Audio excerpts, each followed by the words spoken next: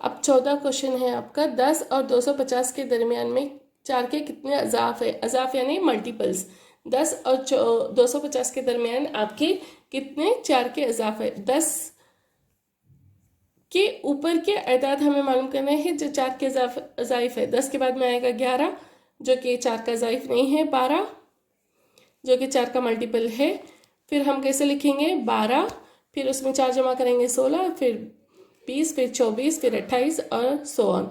अब कैसे करेंगे? 250 तक के हमें दरमियान में के 4 के अज़ाइफ मालूम करेंगे। तो कैसे करेंगे? 250 को 4 से डिवाइड करेंगे तो कितना आएगा? देखिए 4 छिक्का 24, बचा 1 0, 4 दूनी 8, बचे 2। 250 में से 2 निकालेंगे तो 248 आएगा। 248 आपका क्या है? आखिरी रुकने हैं। तो अब फहरिस्त क्या होगी? तो अब आपकी फहरिस्त क्या हुई? 12, 16, 20, 24 सो ऑन 248। तो यहाँ पे हमारा पहला रुकना ए क्या है? 12 है और डी कितना है? A2 minus A1। 16 में से 12 को निकालना है जो होगा 4। वैसे भी 4 के अज़ाइफ है तो डी तो 4 ही होगा। और AN कितना होगा हमारा? 248, 248 और हमें N को मालूम करना है। AN बराबर है A जमा N नफी 1 ज़रब D के। तो AN की जगह क्या लिखेंगे? 248। A की जगह क्या लिखेंगे? 12 जमा N नफी 1 क्योंकि हमें यहाँ N को मालूम करना है और D की वैल्यू लिखेंगे 4। तो अब क्या करेंगे? 248 बराबर है 12 जमा 4N नफी 4।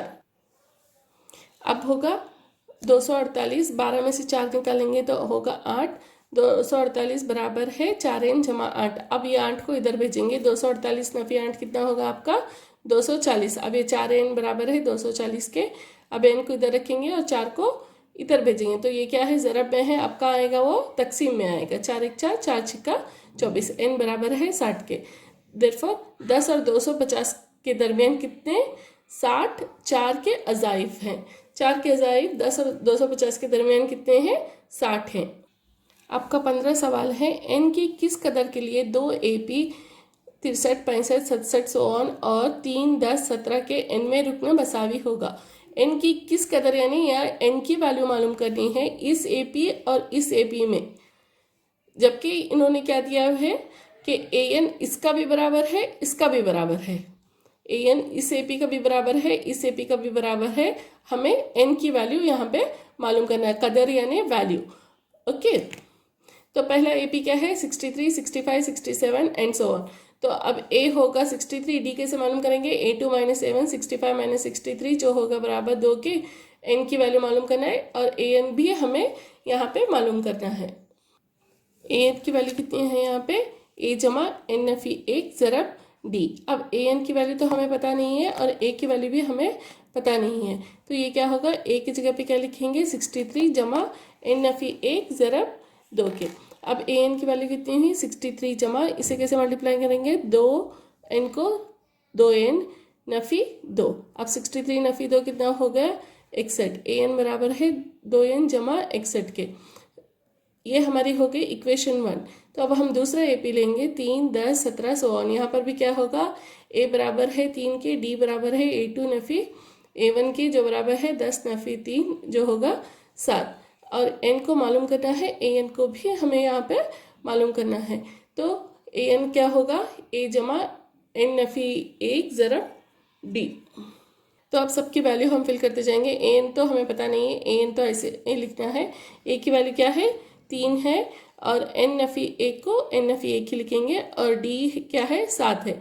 अब इसे मल्टीप्लाई करो, 3 जमा 7 को N से मल्टीप्लाई करो, ये होगा 7N नफी 7। 3 में से 7 तो नहीं जाएगा तो 7 में से 3 निकालेंगे और बड़े नंबर की अलामत लिखेंगे तो ये होगा 7N नफी 4 जो होगा इक्वेशन 2। AN बराबर है 7N नफी 4 के। दिया गया क्या है? दोनों का nवां रुकन मसावी है। तो हम ये इक्वेशन 1 और इक्वेशन 2 दोनों को इक्वेट करेंगे, दोनों को बराबर है करके लिखेंगे। दोनों का रुकन क्या है? मसावी है। तो एक बराबर है 2 के। तो फर्स्ट वन क्या है? 2N जमा 61 बराबर है 7N नफी 4 के। अब जब भी अलजेब्राइक एक्सप्रेशन आएगा तो आप क्या करेंगे?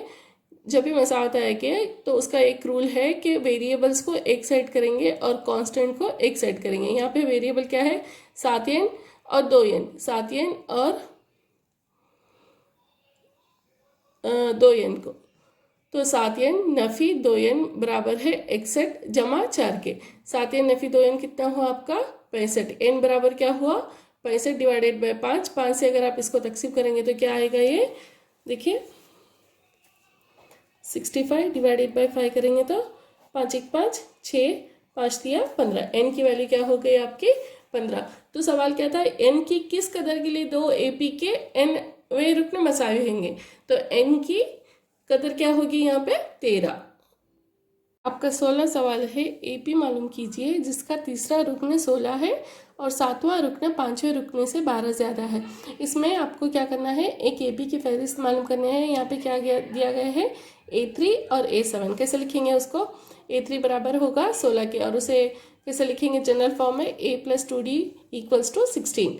वैसे ही सातवां रुकन कैसे लिखेंगे, A7 A + 6D, और पांचवा रुकन कैसे लिखेंगे A + 4D। और यहाँ पे क्या दिया देखिए उन्होंने कि सातवां रुकन पांचवें रुकने से 12 ज़्यादा है, तो A7 - A5 बराबर है 12 के। A7 कितना है, A जमा 6D नफ़ी A जमा 4D। अब ये क्या होगा, नफ़ी A नफ़ी 4D, तो ये क्या होगा A जमा 6D नफ़ी A नफ़ी 4D बराबर होगा 12 के। जमा A नफ़ी A कैंसिल हुआ, 6D नफ़ी 4D कितना हो गया 2D बराबर है 12 के। अब D बराबर है 12/2 के, 2 1 2 2 6 12, तो D की वैल्यू क्या हो गई यहाँ पे 6। हमें D की वैल्यू मिल गई। अब हमें A की वैल्यू मालूम करना है। आपने पिछले एग्जाम्पल में भी, पिछले प्रॉब्लम्स में भी ये मालूम किया। कैसे मालूम करेंगे, इक्वेशन 1 लेंगे तो क्या करेंगे उसमें A जमा 2D बराबर है 16 के। अब A की वैल्यू हमें मालूम करनी है, 2 को ऐसे लिखना है, D की वैल्यू 6 डालनी है।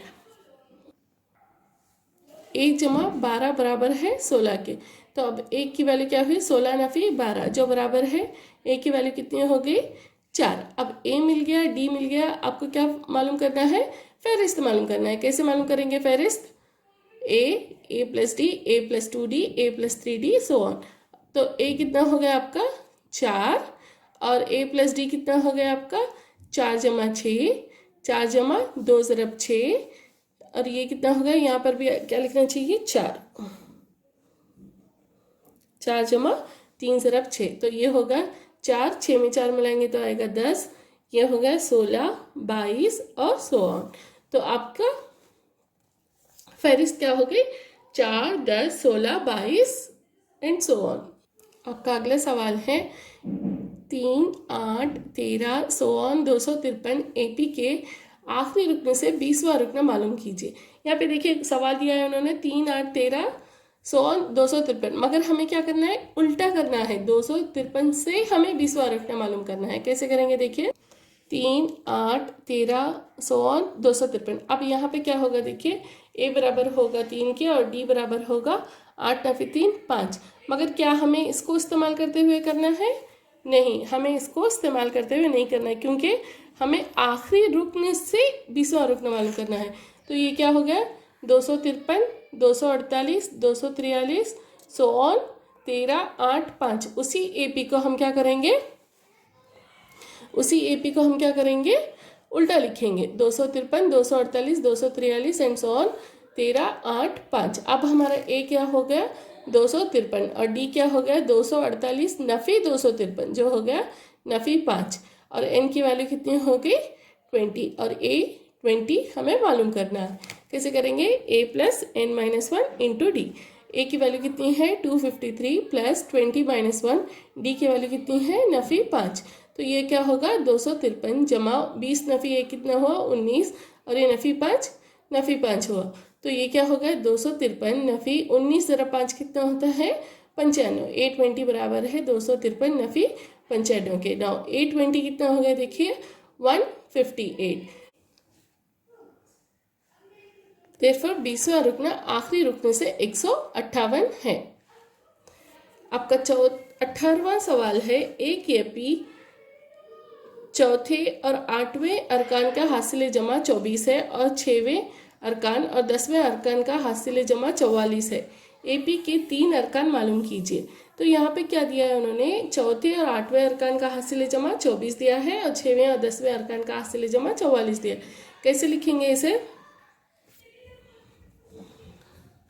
A4 is equals to A plus 3D, और इसे कैसे लिखेंगे, A प्लस 7D। तो A4 क्या लिखेंगे, A4 को कैसे लिखेंगे, A4 जमा A8 बराबर है A जमा, A4 कैसे लिखेंगे, A जमा 3D जमा A जमा 7D। अब इन दोनों का अरकान का हासिल जमा कितना है, 24 है। A में A मिलाएंगे तो कितना होगा,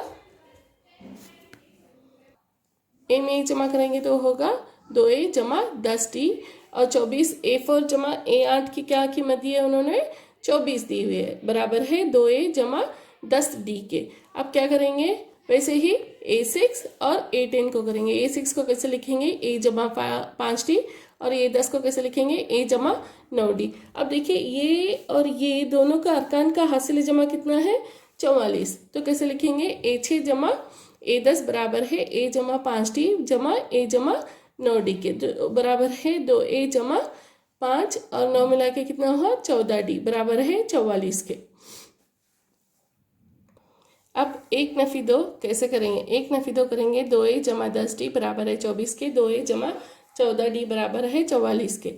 अब इसकी साइंस चेंज करेंगे, यहाँ प्लस है माइनस लिखेंगे, प्लस है माइनस लिखेंगे, प्लस है माइनस लिखेंगे, ये और ये कैंसिल होगा। 10 नफी 14 कितना होगा, नफी 4D बराबर है 24 में से 44 नहीं जाते, तो 44 में से 24 निकालेंगे तो होगा 20, बड़े नंबर की अलामत लगाएंगे, नफी 20। देयरफॉर D बराबर होगा 20/4, 4 1 4, 4 5 20। यहाँ पे D की वैल्यू क्या आ गई, 5 आ गई। अब नंबर 1 इक्वेशन लेंगे, मसावत लेंगे, उससे हम क्या करेंगे, A की वैल्यू मालूम करेंगे। कैसे करेंगे, 2A जमा 10D बराबर है 24 के, 2 की वैल्यू एज इट इज, ज़रब A की value as it is, A की वैल्यू नहीं है तो A लिखेंगे, जमा 10 ज़रब 5 बराबर है 24 के, 2A जमा 10 ज़रब 5 कितना हुआ आपका, 50 बराबर है 24 के। अब 2A बराबर है 24 नफी 50, अब 2A बराबर है नफी 26 के। ना A बराबर है नफी 26/2, 2 1 2, 2 3 6, A बराबर हो गया नफी 13।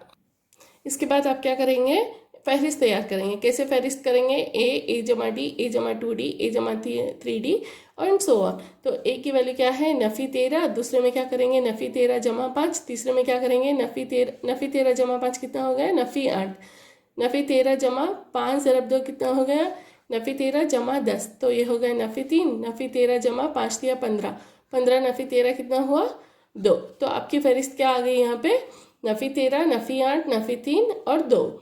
इसके बाद आपका अगला सवाल है, सुब्बा राव ने 1995 में एक नौकरी 5,000 रुपये की सालाना तनख्वाह पर शुरू की और हर साल इसको 200 रुपये की एक इजाफी रकम मिला। कौन से साल में इसकी आमदनी 7,000 रुपये होगी। एक नौकरी, सुब्बा राव ने एक नौकरी में काम करना शुरू किया जिसकी सालाना तनख्वाह कितनी थी, 5,000 रुपये। हर साल उसे 200 रुपये इंक्रीज हो रहे थे, 200 रुपये एक्स्ट्रा मिल रहे थे।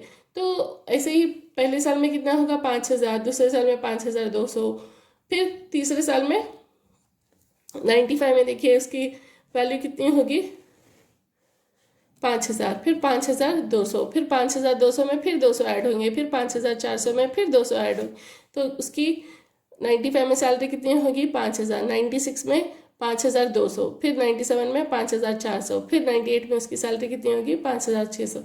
ऐसे ही कैलकुलेट करते जाएंगे तो आपको ये मालूम करना है कि उसकी सैलरी 7,000 रुपये, उसकी आमदनी 7,000 रुपये कब होगी। तो A बराबर है 5,000 और D बराबर है 200 के। तो आपको क्या करना है, मान लीजिए कि हमें एग्जैक्टली कौन से ईयर में उसकी आमदनी 7,000 है वो मालूम करना है। तो मान लीजिए कि एनवा साल हमारा है जिसमें सुब्बा राव की आमदनी कितनी होगी, 7,000। तो ये 7,000 हमारा क्या हो गया, AN हो गया। तो अब लिखेंगे AN is equals to A + n-1 into D। AN की वैल्यू कितनी है, 7,000 बराबर है 5,000 जमा n-1 ज़रब 200 के।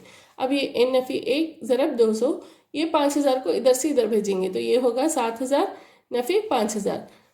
जो होगा 2000 और ये 200 को इधर नीचे भेजेंगे तो ये होगा ये 2 0 कैंसिल हुए, 2 1 2 0। n नफ़ी 1 बराबर है 10 के। अब n बराबर होगा 10 जमा 1 बराबर है 11 के। देयरफॉर 11वें साल सुब्बाराव की आमदनी 7,000 रुपये होगी। अब का 20वां सवाल है, रामकली ने साल के पहले हफ्ते में 5 रुपये की बचत की और फिर इसने अपनी हफ्तावार बचत 1.75 रुपये से बढ़ा दिया और 90वें हफ्ते में इसकी हफ्तावार बचत 20.75 रुपये होगी तो n को मालूम कीजिए। पहले हफ्ते में उसकी बचत कितनी थी? 5 रुपये। तो दूसरे हफ्ते में कितनी बढ़ाई उसने? 1.75 यानी 5 जमा 1.75 तो वो होगा 6.75। ऐसे ही उसने तीसरे हफ्ते में फिर 1.75 बचा लिया तो 6.75 में फिर आपको 1.75 जमा करना है। तो इसी तरह आपको मालूम करना है कि उसकी बचत की रकम 20.75 कब होगी। तो ए क्या है यहाँ पे? 5 और डी 1.75 और n को मालूम करना है। ए एन की वैल्यू क्या है? 20.75। तो कौन सा फार्मूला यूज़ करेंगे? A N equals to A plus N minus 1 into D. तो ए एन की वैल्यू क्या है यहाँ? 20.75 बराबर है 5 जमा n नफ़ी 1 ज़रब 1.75।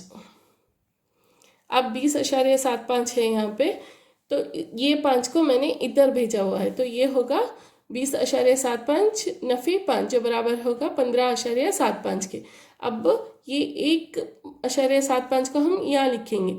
ये देखिए n नफ़ी 1 बराबर होगा 15.75 बटे 1.75 जो बराबर होगा, यहाँ देखिए ये 2 नंबर के बाद में अशारिया है, यहाँ भी एक 2 नंबर के बाद में अशारिया है। तो ऐसे होगा तो ये अशारिया का पॉइंट जो है, ये डेसिमल पॉइंट जो है ये निकाल देंगे हम। तो ये होगा 1575 डिवाइडेड बाय 175। अगर आप इसको सॉल्व करेंगे तो आएगा 9। n की वैल्यू कितनी होगी? n बराबर होगा 9 जमा 1 जो होगा 10 यानी अगर उसने पहले हफ्तावार में 5 रुपये की बचत की, हर हफ्ता उसने 1.75 रुपये एक्स्ट्रा बचत की, तो उसकी 20.75 रुपये कब होंगे? 10 हफ्ते के बाद में उसके पास 20.75 रुपये होंगे। यहाँ पर ये एक्सरसाइज खत्म होती है।